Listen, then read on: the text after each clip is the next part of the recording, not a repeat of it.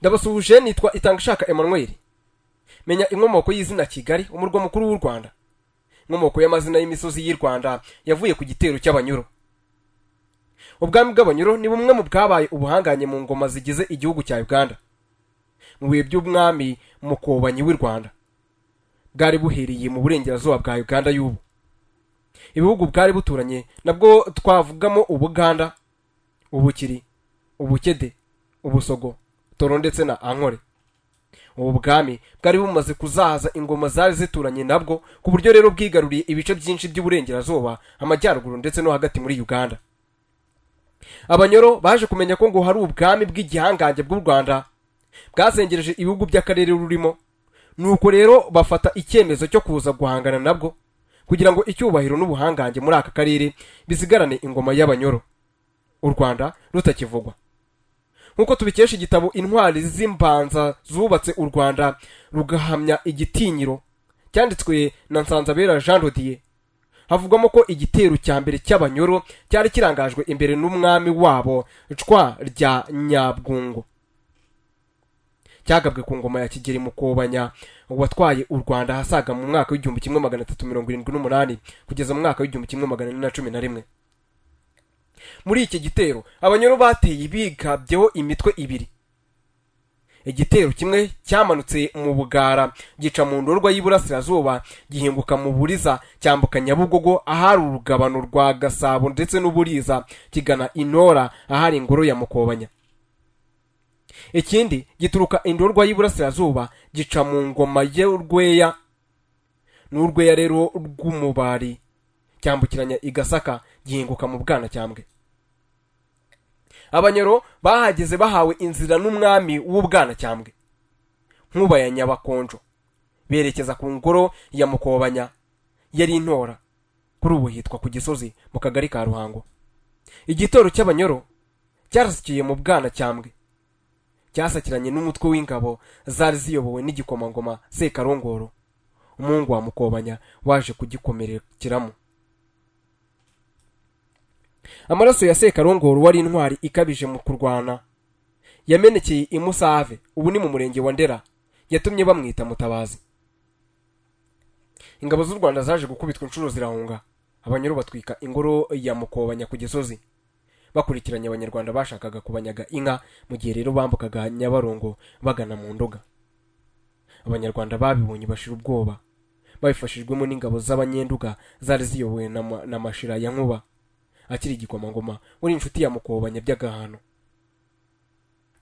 Nuko rero bahindukirana ingabo z'Abanyoro barazitsinda, aho bafashe bakabaca amazuru, amatwi ndetse n'amano, bakaboherereza abagenzi babo kugira ngo rero bagire ubwoba. Iryo shiraniro ryo guhindukirana Abanyoro kw'Abanyarwanda ryabereye Irunda na Gihara hakurya ya Nyabarongo. Intambara irakomera, Abanyoro batsindirwa burundu imugenza cyaro ho mu Rukoma mu karere ka Kamonyi. Barabamanukanye bagaruka mu Bwanacyambwe, hapfira abatagira ingano. Umutabazi watabaye Bucengeri wamennye amaraso kugira ngo u Rwanda rutsinde Abanyoro ni Forongo mwene Sakarongoro, umwuzukuru wa Mukobanya. Imigendekere y'urugamba Abanyarwanda batsinzemo Abanyoro ubwo rero babahindukiranaga niyo yabaye inkomoko y'inyito y'imisozi y'u Rwanda.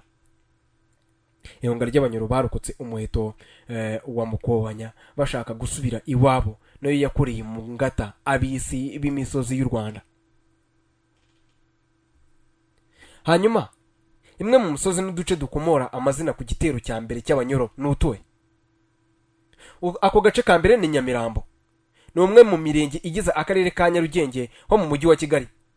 Ni hamwe mu misozi yapfirimo Abanyoro batagira ingano, cyane cyane mu bice bikikije umusozi wa Kigali kuri stade ya Nyamirambo ndetse no ku musigiti w'Abayisilamu ndetse no mu gace bakunze kwita Kuryanyuma. Bitewe rero n'Abanyoro benshi bahaguye baboze gushyingura, maze abashumba baragiye inka bakagira batya bakabona umurambo w'umuntu. Abahinzi bajya gutema ibihuru ngo bahinge bagasangamo umurambo w'umunyoro washangutse.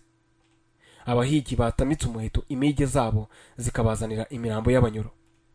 Ibyo byatumye rero ababibonye batangarira ibyo bari barimo kubona, niko kugira bati aha si ahantu ho kubabwa n'abantu, naho imirambo.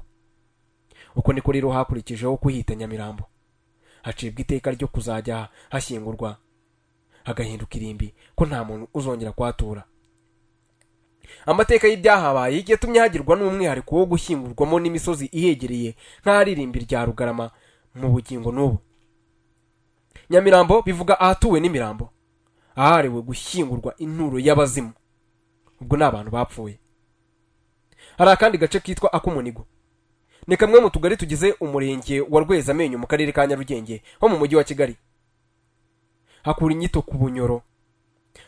ku banyoro bahanigiwe, abandi rero bagacibwa amazuru ndetse n'amano. Imirwano y'abanyoro n'abanyarwanda yageze naho ikomera, ibikoresho by'intambara birabashirana, bakoresha imbaraga ndetse n'ubuhanga bigiye mu myitozo njyarugamba yo mu itorero.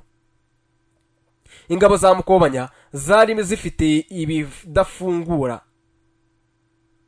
Ingabo za Mukobanya zari zirimo ibidafungura ndetse n'intsindi y'ingoma. Ingabo za Mukobanya zari zirimo ibidafungura ndetse n'abatsindiye ingoma. Zari zikabije kugira ubuhanga mu myitozo njyarugamba ndetse no kurwanisha amaboko mu gihe ibikoresho bigushiranye kandi ugomba kwagiriza umwanzi. Zahisemo kujya zitsimba abanyoro barokotse umwambi w'abanyarwanda bakagwa mu gico bakabaniga. Kubera abanyoro benshi rero bahanigiwe, niko kwita Akumunigo. Muri make Akumunigo bivuga agasozi kanigiwemo abantu. Akandi gace gatangaje ni aka Gatsata, ni umwe mu mirenge igize akarere ka Gasabo ho mu mujyi wa Kigali. Ikomora iryo zina ku nkirira hato abarokotse ku bw'amahirwe z'abanyoro. Zahanyuze zihunga umuheto wa Mukobanye ndetse n'umuhungu we Sekarongoro zishaka n'inzira yasubiza iwabo, kuko abanyarwanda bari bafite umuziro wo kutica umuntu uguteye umugongo aguhunga. Abanyoro babashije kurokoka Akumunigo barabaretse baragenda. Noneho abanyarwanda baza kwishimira intsinzi z'ingabo zabo, bashungera ku misozi ya Jari ndetse na Gisozi, bareba uko abanyoro bashwiragira mu cyogogo cy'umugezi wa Nyabugogo, bashaka inzira yabasubiza iwabo. Abanyarwanda bakajya babwirana bati, nimurebe uko abanyoro bajandajanda mu gishanga, baho bagiye babuze inzira ibasubiza iwabo. Iyo mvugo yakoreshejwe muri ibyo bihe niyo yabaye inkomoko yo kwita Gatsata. Gatsata bisobanuye igisobanuro Gatsata bisobanuye guhobagira cyangwa se gushwiragira. Akandi gace ni Remera y'Abaforongo, ni umusozi uherereye mu murenge wa Murambi wo mu karere ka Rulindo mu ntara y'Amajyaruguru.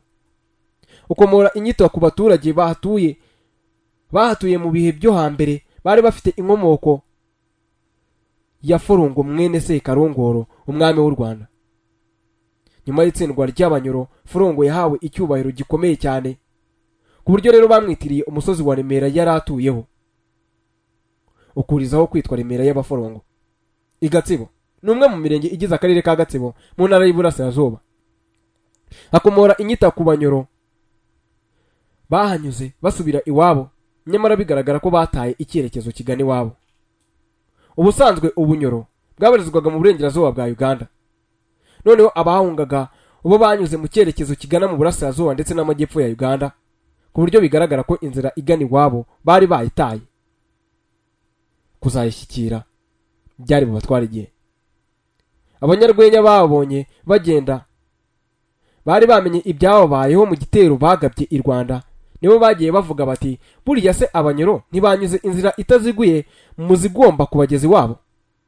Kubera iyo mvugo yakoreshejwe muri ibyo bihe ku ngoma ya Rweya rw'Umubari, niyo yabaye inkomoko y'inyito yo kwita uwo musozi Gatsibo. Gatsibo bivuga inzira itaziguye ya kure, itazakugeza iyo wajya cyangwa se iyo ujya vuba.